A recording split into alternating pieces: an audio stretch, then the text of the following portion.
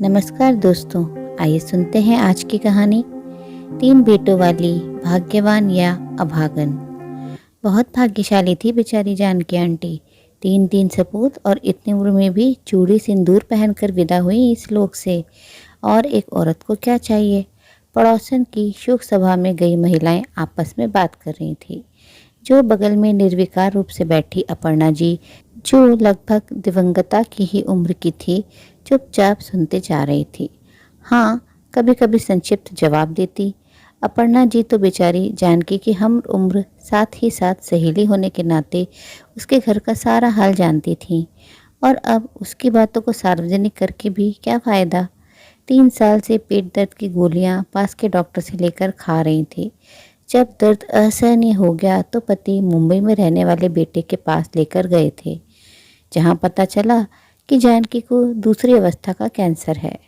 यहाँ अपने शहर में सबसे छोटे बेटे के पास रहती थी, जो एक शिक्षक था। उसकी आमदनी इतनी थी नहीं कि वो मदद कर पाता। तो बड़े और मंझले बेटे ने इलाज तो शुरू कराया, पर धीरे धीरे हाथ खींचते गए और बाद में सरकारी अस्पताल पहुंचा दिया माँ को। अंततः वहां से जवाब मिलने पर वापस छोटे बेटे के पास। करोड़पति बेटे यहाँ पहुंचा गए। कम से कम दोनों चंदा करके ही एक दाई तो रख जाते। गंदगी साफ करने के बाद हमेशा मितली जो आती है वो तो आती ही है, खाना हलक से नीचे नहीं उतरता। ये तो ठीक होने से रही, जाते जाते मुझे बीमार कर जाएंगी। आंगन की दीवार एक ही होने से छोटी बहू की आवाज़ और झनपटक सीधे अपर्णा जी के कानों में पड़ती। पहले तो अपर्णा जी रोज शाम में जानकी जी के पास चली जाती थी, पर बिस्तर पर पड़ी जानकी जी की दिनों दिन बिगड़ती हालत से उसे बहुत घबराहट सी होती। बहू, 2 दिन से ऐसे ही पड़ी हैं, थोड़ी साफ सफाई कर दो।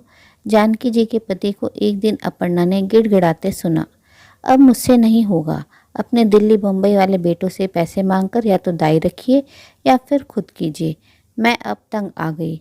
मैं अगर बिछावन पर पड़ गई और मुझे कुछ हो गया तो मेरे बच्चों का क्या होगा। बहू ने 2 टूक कह दिया था। उस दिन शाम में जानकी जी अपेक्षाकृत ज़्यादा साफ सुथरी लगी और चेहरे पर भी एकदम अक्सी थी। संभवतः पति के स्पर्श का असर था और शायद बिना डांट गाली सुने सफाई भी हुई थी, उसका प्रभाव भी। पर बुजुर्ग पति की 4 दिन सेवा पाकर ही बेचारी तर गई और प्रस्थान कर ली। कल शाम वो जा नहीं पाई थी।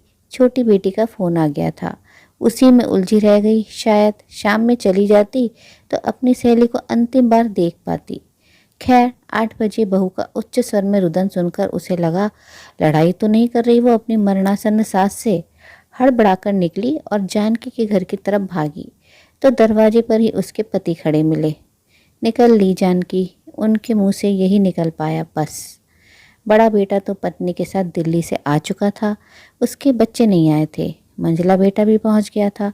15-16 घंटों से बर्फ पर रखी अर्थी बेटों की प्रतीक्षा में पड़ी थी।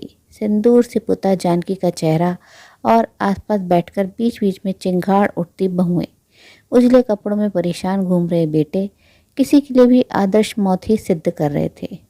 याद आ गई अपर्णा को पुरानी बातें। जानकी की इच्छा थी कि 4 बेटे हों उसके, ताकि उसकी अर्थी को कंधा किसी और को न देना पड़े। काश सिर्फ मौत का न सोचती, जीवन के बारे में भी सोच लिया होता उसने। इसी कड़ी में चौथा बच्चा भी सोचा था उसने। जानकी की एक स्कूल की सहेली बड़े अस्पताल में नर्स थी। तभी उसने अपर्णा से भी एक बार कहा था, अपर्णा, एक बेटा होने दे। तेरी दोनों बेटियां जब चली जाएंगी तो तुझे एहसास होगा कि बेटा कितना ज़रूरी है। और बुरा मत मानना, मोक्ष कैसे पाएगी तू। मौत तो आएगी ना एक दिन, आग देने वाला तो चाहिए ना। मेरी सहेली नर्स है ना, उससे पता करवा दूंगी मैं, तू फिक्र मत कर। अपर्णा के कानों में गूंज उठी वर्षों पहले जानकी की कही हुई बात। उस समय तो वो उतना उचित जवाब नहीं दे पाई थी जानकी को, तब समय ही वैसा था। पर आज अगर ये बात जानकी उससे कहती तो वो ज़रूर बोलती, जानकी, एक सच्चा रोने वाला भी तो चाहिए ना मौत पर। मोक्ष किसने देखा है, पर कोई यादों में जिंदा रखने वाला तो चाहिए ना। जानकी कुछ दिन नहीं दिखी तो अंदाज हो गया था अपर्णा को कि वो अपनी सहेली के पास गई होगी। वापस आई तो बड़ी बीमार बीमार सी थी। चौथा बेटा तो ना मिला अपर्णा, पर अच्छी बात यह हुई कि संकट से निकल आई। जानकी की इस बात से ये न समझ पाई संकट वो अजन्मी बेटी थी या फिर गर्भपात के समय खराब हुई उसकी हालत।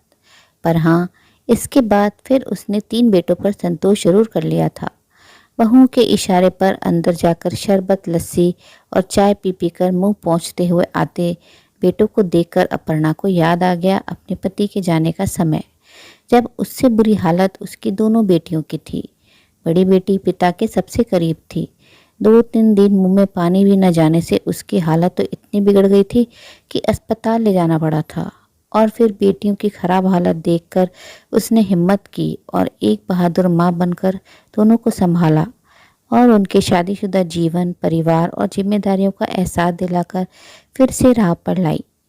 बार बार थूक गटक रहे जानकी के पार्थिव शरीर के पास सर पर हाथ रखकर बैठे जानकी जी के पति की दयनीय अवस्था को देखकर अपर्णा अंदर से पानी लाने गई तो बड़ी बहू को कहते सुना मंजली बहू से, मंजली ये मुखाग्नि देंगे तो मैं भी तो 12-13 दिन कहीं निकल नहीं पाऊंगी।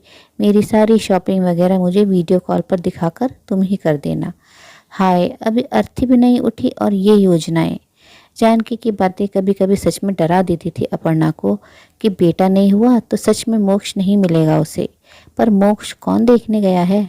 मगर मच्छी आंसू और जबरन उदासी उड़े चेहरों के साथ अर्थी उठने के बाद घर लौट रही अपर्णा सोच रही थी कि सच है, सुख में तो साथ देने और हंसने वाले लाखों मिलते हैं, पर दुख और ऐसे मौक़ों में साथ खड़ी सिर्फ अपनी संतान होती है। यहाँ तो 3-3 सपूत थे, पर दुख दिखना तो दूर, कहीं न कहीं उनके चेहरों से तो जिम्मेदारी खत्म होने की राहत थी, माँ के जाने की शून्यता नहीं। क्या कहीं 3-3 बेटों वाली भाग्यवंती या अभागन, समझ नहीं आता। हमारे समाज का यह अत्यंत दुखद पहलू है कि आज भी बेटे और बेटी में फ़र्क किया जाता है। ऐसा ज़रूरी नहीं कि बेटे बुरे ही होते हैं, किंतु यह भी सच है कि बेटों को दी जाने वाली प्राथमिकता बेटे बेटी के भेद को जन्म देती है। कहा जाता है कि बेटा मोक्ष दिलवाता है, पर जब माता पिता अपने अंतिम समय में अपनों से ही इतनी अवहेलना झेलकर दुनिया से जाते हैं, तो सोचने वाली बात है कि अवहेलना देने वाले ही मोक्ष कैसे मिलेगी। दोस्तों, उम्मीद है कहानी पसंद आई होगी। कहानी अच्छी लगी तो अपनी राय कमेंट बॉक्स में ज़रूर साझा करें। अपने मित्रों व प्रियजनों के साथ भी शेयर ज़रूर करें। आपसे अनुरोध है, अगर आप चैनल पर नए हैं तो ऐसे ही नई नई जीवन से जुड़ी कहानियाँ सुनते रहने के लिए चैनल को सब्सक्राइब ज़रूर करें। कहानी अंत तक सुनने के लिए आप सभी का दिल से बहुत बहुत शुक्रिया। तो फिर मिलते हैं मेरी अगली कहानी में। तब तक के लिए आप लोग अपना ध्यान रखिए, खुश रहिए, ऐसे ही कहानियाँ सुनते रहिए।